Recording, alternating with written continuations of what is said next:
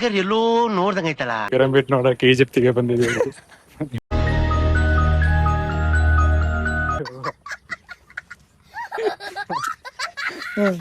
ಅಣ್ಣ ಸಖತ್ ಆಕ್ಟಿಂಗ್ ಮಾಡ್ತಿದ್ದೆ ಕಣ. ಮಚ್ಚ ಯಾರು ಕಟ್ಟಿದ್ದು ಗೊತ್ತಾ ಇದು? ಪರವ ಮಚ್ಚ. ಪಾಯಿಂಟ್ಸ್ ಎಲ್ಲ ತೆಗ್ದಿರ ನೈಟ್ 10 ಊಟ ಇದೆಲ್ಲ ಪಕ್ಕ. ಎಷ್ಟು ಆಯ್ತು ಒಂದ್ 2,000 ಸಿಗುತ್ತೆ. ಕಳ್ಳ ಕಳ್ಳ ಕಳ್ಳ ಕಳ್ಳ ಕಳ್ಳರು ನಾವೆಲ್ಲರೂ.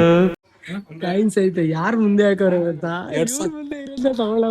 ಮಚ್ಚ ಒಂದ್ 2,000 ಇರುತ್ತೆ ಅಂತ ಮಚ್ಚ. ಬರೀ ಕಾಚ್ ಹಾಕೊಂಡು ಇಳಿದ್ಬಿಡು.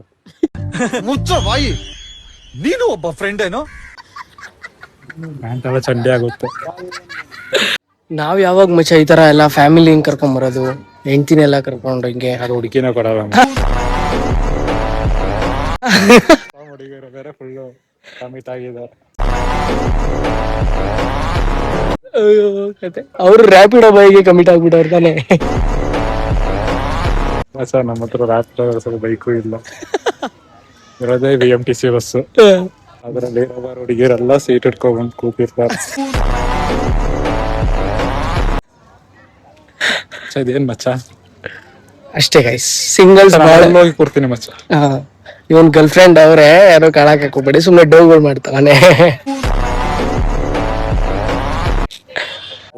ಗೈಸ್, ಸ್ವತಂತ್ರ ದಿನಾಚರಣೆ ಹಬ್ಬದಂದು ಗಾಂಧಿ ತಾತ ಫುಲ್ ಬಿಸಿ, ಎಲ್ಲ ಫುಲ್ ಸೆಲ್ಫಿ. ಗಾಂಧೀಜಿಗೆ 6 ಪ್ಯಾಕ್ ಇತ್ತು ಮತ್ತೆ. ಇನ್ ನೋಡಿ, ಅದೇ ಪಕ್ಕ ಗಾಂಧೀಜಿನ ಕೋಲಿರ್ಬೇಕಾಯ್ತು ಅಂತ ಹೇಳ್ತಾವನೆ. ತಲೆ ನೋಡ್ರೆ ಗೊತ್ತಾಗಲ್ವೇನೋ.